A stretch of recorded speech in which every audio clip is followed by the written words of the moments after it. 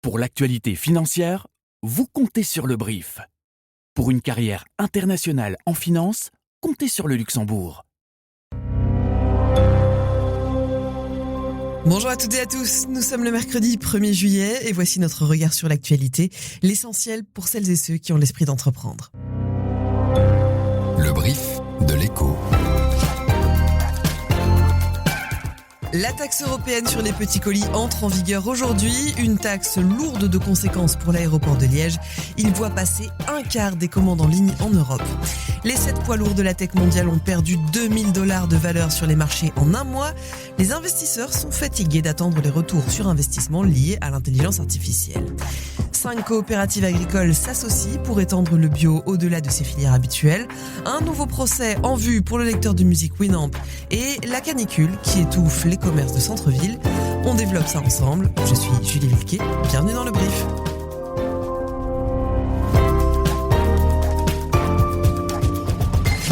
Le brief. Cette info dès 7h. Dès aujourd'hui, une taxe de 3 € par article dans les petits colis entre donc en vigueur. Et cette taxe, elle risque de rebattre les cartes à l'aéroport de Liège. On en parle tout de suite avec toi, Julien Balboni. Salut. Bonjour Julie. Alors, première question, rappelle-nous, c'est quoi cette taxe à 3 €? Comment elle fonctionne? Alors c'est très simple, Donc chaque colis de valeur de moins de 150 € qui arrive à l'aéroport de Liège, chaque article distinct devra subir une taxe de 3 €. Pour certains colis, ça va représenter quasiment une valeur jusqu'au double. Et pourquoi elle va avoir tant d'influence, tant d'importance pour l'aéroport de Liège? Alors, il faut savoir une chose, Liège Airport, c'est 25% de tout l'import de l'e-commerce en Europe. Donc, ça c'est un poids colossal et ça ne fait que monter. Rien qu'en 2025, on est arrivé à 1,3 milliard de colis qui arrivent à l'aéroport. On devrait encore être au-dessus en 2026. Alors, ce que veut la Commission européenne avec cette taxe, c'est mettre fin à ce modèle de l'e-commerce transfrontalier qui a fait tout le succès de Liège Airport, avec tous les problèmes qui vont avec, c'est-à-dire des flux incontrôlables, invérifiables par la douane, des fraudes en masse. On rappelle que plus d'un tiers des colis qui arrivent à Liège sont en fraude, et également des problèmes de sous-évaluation de produits et de présence de mafia également. Ouais, tout un modèle économique qui va donc devoir se transformer. Et du côté des opérateurs en douane, on s'inquiète aussi parce que ce sont eux qui devront vérifier que cette taxe va bien être payée. Ce sont des professionnels, des sociétés qui sont toutes basées à Bierset, qui ont le rôle d'accueillir les colis qui arrivent et de bien vérifier qu'ils sont aux normes et que chacun paye sa taxe. Et le problème, c'est que ces entreprises vont recevoir une très très importante pression parce qu'elles vont devoir avancer de l'argent, parfois des dizaines de millions d'euros. Ces entreprises s'en inquiètent ouvertement. La Fédération des entreprises de Belgique montre également son inquiétude. Et on peut dire également que la Commission européenne rêverait de voir tout cet écosystème liégeois se transformer pour voir apparaître des véritables géants aux reins très solides qui occupent ces fonctions d'opérateurs de douane. Merci Julien. Et effectivement, Fold de la Fédération des opérateurs logistiques et de douane parle tout simplement de la réforme douanière la plus importante de ces 60 dernières années.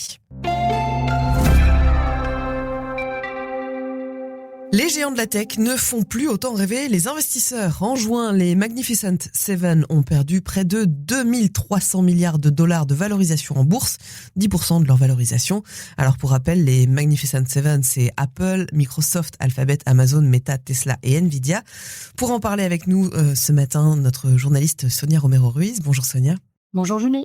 Dis-nous, derrière cette chute de près de 10%, il y a donc une coupable, directe ou indirecte, c'est l'intelligence artificielle. Les marchés reviennent un peu avec leur doute sur la capacité de ces géants-là à générer des profits suffisants pour justifier leur valorisation boursière qui sont en train de crever le plafond. On atteint quand même des centaines de milliards de dollars. Là, on a plus de 700 milliards qui sont prévus pour cette année. Et en attendant, on a beaucoup de ces technologies-là qui ne sont pas encore rentables. Donc on se demande quand est-ce que ça va l'être et à quel point ça le sera pour justifier tous ces investissements à tour de bras, en fait. Oui, mais d'un autre côté, cette petite guerre de l'IA, elle met aussi du beurre dans les épinards d'autres entreprises qui font principalement dans le hardware, dans le matériel. Le malheur des uns fait le bonheur des autres. Et là, ce sont les semi-conducteurs purs. On a l'indice américain des semi-conducteurs qui a réalisé un beau gain d'environ 7% sur le mois de juin. Donc, c'est vraiment le pari sur les pelles et les pioches de l'intelligence artificielle qui fait exploser leurs profits, on mise maintenant sur une sorte de rotation sectorielle des géants tech du cloud vers ces semi-conducteurs. Merci Sonia. Et effectivement, Wall Street vient de signer son meilleur trimestre en 5 ans, tiré par le secteur des puces et surtout de ses équipementiers.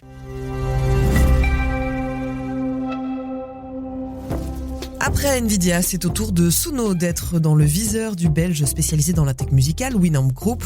Le groupe bruxellois accuse la plateforme Suno d'avoir entraîné son intelligence artificielle avec des morceaux de sa filiale Jamendo sans autorisation. Il est question ici d'une base de données de 55 000 chansons créée dans le cadre d'un projet de recherche avec l'Université de Barcelone. Selon Winamp, ces titres ont ensuite servi à entraîner les modèles IA de l'entreprise américaine sans qu'elle ait demandé l'autorisation.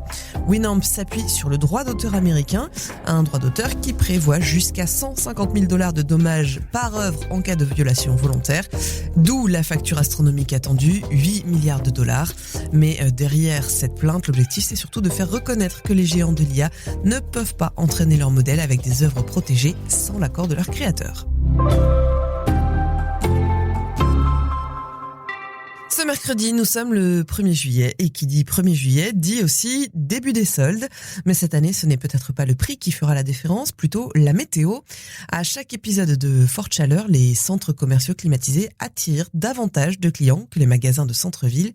Et Xavier Atou, avec le dérèglement climatique, eh bien, c'est la crainte, c'est que cette tendance s'installe. Pour les centres-villes, ce serait évidemment une difficulté supplémentaire par rapport à ceux qui traversent depuis de nombreuses années, depuis certaines décennies dans certains cas. On sait que la dynamique commerciale est assez faible, notamment en Wallonie, dans les centres-villes, avec un taux de cellules vides qui est assez important. Il y a plusieurs pistes qui sont évidemment avancées depuis quelques années pour les relancer. Et ici, il faudra ajouter le volet climatique, ce qui serait pas nécessairement négligeable. Et à côté de ça, est-ce qu'il y a quand même un peu de positif pour les commerces ? D'après les dernières statistiques des experts en immobilier commercial, on voit que la fréquentation, tant dans les centres commerciaux que les retail parks ou les centres-villes, ont retrouvé des standards similaires à ce qu'on pouvait avoir juste avant le Covid. Donc ça, c'est un élément assez positif. Et l'autre élément positif, c'est le nombre de nouvelles enseignes qui apparaissent dans ces trois espaces, qui sont également en hausse. Et donc ça démontre une dynamique commerciale quand même qui est retrouvée après 3-4 années assez difficile sur le marché. Merci Xavier.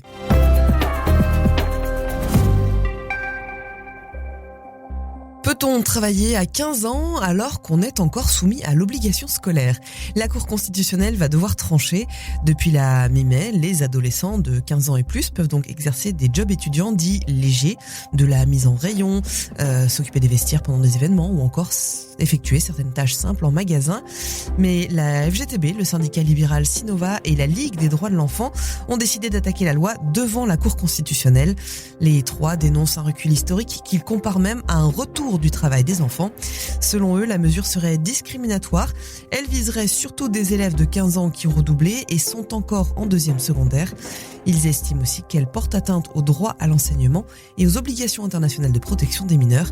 La Cour constitutionnelle rendra sa décision au plus tôt dans 2 ans, c'est-à-dire à l'été 2028.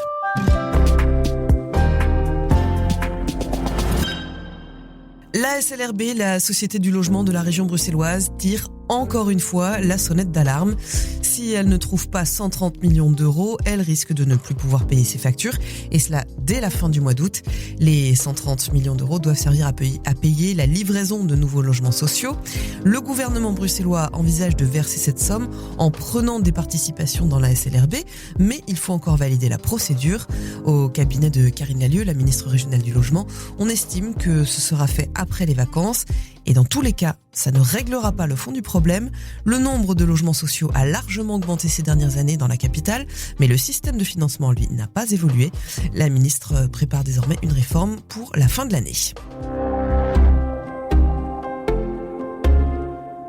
Et si l'alimentation bio arrêtait d'être un marché de niche ? En tout cas, c'est le pari de Tomorrow Food. Rien à voir avec le festival de musique, il s'agit ici d'une nouvelle alliance qui réunit 5 coopératives agricoles belges et bio. Parmi elles, il y a la coopérative Farm for Good.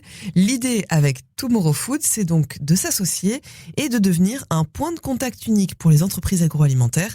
C'est Clotilde de Montpellier qui nous l'explique, c'est la cofondatrice de Farm for Good. Des entreprises qui ont déjà des projets, qui ont déjà des produits et des engagements qui se sentent isolés, de rejoindre le mouvement avec nous. Et puis évidemment, s'il y a des demandes et s'il y a des envies de ressourcer, enfin de relocaliser les approvisionnements dans des matières plus durables, on est en train de mettre en place un nouveau style d'approvisionnement qui est un approvisionnement en mass balance, donc dans lequel on fait participer des agriculteurs en bio, mais aussi non bio, pour pouvoir lancer des projets sur des plus grands volumes en étant plus compétitifs sur le marché de l'agro-industrie. Et ce modèle mass balance, comme le décrit Clotilde Montpellier, c'est justement la spécificité de Tomorrow Food. On a créé un cahier des charges et une charte très claire par rapport aux engagements. On a un outil Open Compass qui mesure les impacts des pratiques agricoles des agriculteurs. Et ce qu'on essaye, c'est d'avoir des projets transparents et robustes pour attirer évidemment les acteurs de l'agro-industrie et se sentir en confiance pour travailler sur leur approvisionnement. Et de le faire en étant rassembleur par rapport à toutes les chapelles, tous les types d'agriculteurs et surtout offrir aux agriculteurs, peu importe là où ils en sont dans la transition, une rémunération qui soit incitative et qui soit motivante pour continuer leur trajectoire de transition agroécologique. Et cette nouvelle alliance regroupe près de 200 agriculteurs et plus de 13 000 hectares de terres cultivées.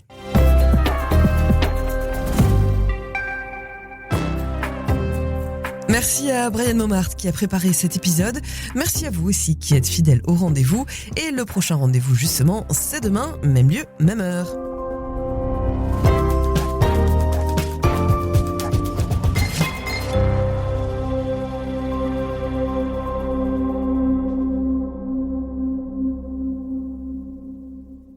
Au Luxembourg, pas besoin de choisir entre une carrière en finance et une qualité de vie exceptionnelle. Ici, vous avez les deux. Les transports publics gratuits vous emmènent partout en toute simplicité. Et la nature, elle est à 2 pas de la ville et de votre bureau. Ajoutez à cela des perspectives d'évolution professionnelle dans un centre financier international et un salaire net plus élevé. Et le calcul est vite fait. Luxembourg, le meilleur investissement, c'est vous. Découvrez-en plus sur movetolux.com.